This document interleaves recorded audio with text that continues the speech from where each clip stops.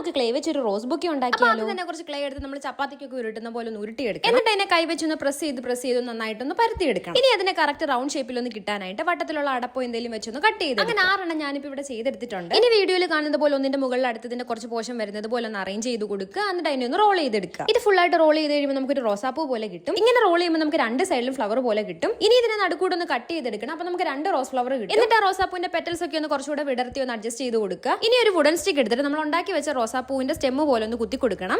ഇങ്ങനെ ഞാൻ 4 ഫ്ലവർ ചെയ്തെടുത്തിട്ടുണ്ട്. ഇനി എല്ലാത്തിനെയും കൂടെ കൂട്ടി പിടിച്ചിട്ടൊന്ന് സെല്ലോ ടേപ്പ് പൊട്ടിച്ചു കൊടുക്കും. ഇനി നിങ്ങൾക്ക് ബൊക്കെ ഷീറ്റ് ഉണ്ട് അതെടുക്കാം, അല്ലെങ്കിൽ പേപ്പറിൽ എന്തെങ്കിലും പാറ്റേൺ വരച്ചെടുത്താലും മതി. ഞാനിപ്പോൾ ഇവിടെ A4 ഷീറ്റിൽ പാറ്റേൺ വരച്ചെടുക്കുക ചെയ്തേക്കുന്നത്. എന്നിട്ട് അതിനെ വീഡിയോയിൽ കാണുന്ന പോലെ 2 സൈഡിലോട്ടൊന്ന് മടക്കുക, നടുക്കൊന്ന് സെല്ലോ ടേപ്പ് പൊട്ടിച്ചു കൊടുക്കുക. ഇനി നമ്മൾ ഉണ്ടാക്കി വെച്ച റോസാപ്പൂ അതിലോട്ടൊന്ന് വെക്കുക. എന്നിട്ട് വീഡിയോയിൽ കാണുന്ന പോലെ അതിനെ ഒന്ന് മടക്കി പിടിക്കുക. എന്നിട്ട് വേറൊരു പേപ്പർ എടുത്തിട്ട് ഞുറി പോലെ മടക്കിയിട്ട് അതും കൂടെ അതിലോട്ട് വെച്ചിട്ട് ഒരു നൂല് കൊണ്ട് അതിനെ ഒന്ന് ടൈറ്റ് ആയിട്ട് കെട്ടി കൊടുക്കുക. നമ്മൾ ആദ്യം എടുത്തതിനേക്കാളും ചെറിയ പേപ്പറാണ് നമ്മൾ ഞുറി പോലെ വെച്ച് കൊടുത്തേക്കുന്നത്. ഇനി ഒരു റിബൺ എടുക്കുക, അതിനെ ബോ പോലെ ഒന്ന് കെട്ടി കൊടുക്കുക. ഇത്രയും ചെയ്ത് കഴിയുമ്പോഴത്തേനും നമ്മുടെ ഈസി ആയിട്ടുള്ള ക്ലേ കൊണ്ടുള്ള റോസ് ബുക്ക് കംപ്ലീറ്റ് ആവും. വാലന്റൈൻസ് ഡേക്ക് അല്ലേ വരാൻ പോകുന്നത്. അപ്പൊ നിങ്ങളുടെ ഫേവറേറ്റ് പേഴ്സൺ ഇതുപോലെ വെറൈറ്റി ആയിട്ട് ഒരു ബുക്ക് ഉണ്ടാക്കി കൊടുത്ത് നോക്കുന്നത്. അപ്പോൾ വീഡിയോ ഇഷ്ടപ്പെട്ടാൽ ലൈക്ക് ചെയ്യുക, ഷെയർ ചെയ്യുക, ചാനൽ സബ്സ്ക്രൈബ് ചെയ്യാതെ കാണുന്നവരൊന്ന് സബ്സ്ക്രൈബ് കൂടെ ചെയ്തേക്കുക. പിന്നെ എന്തെങ്കിലും അഭിപ്രായങ്ങളുണ്ടെങ്കിൽ ജസ്റ്റ് ഒന്ന് കമന്റ് സെക്ഷനിൽ പറയുക.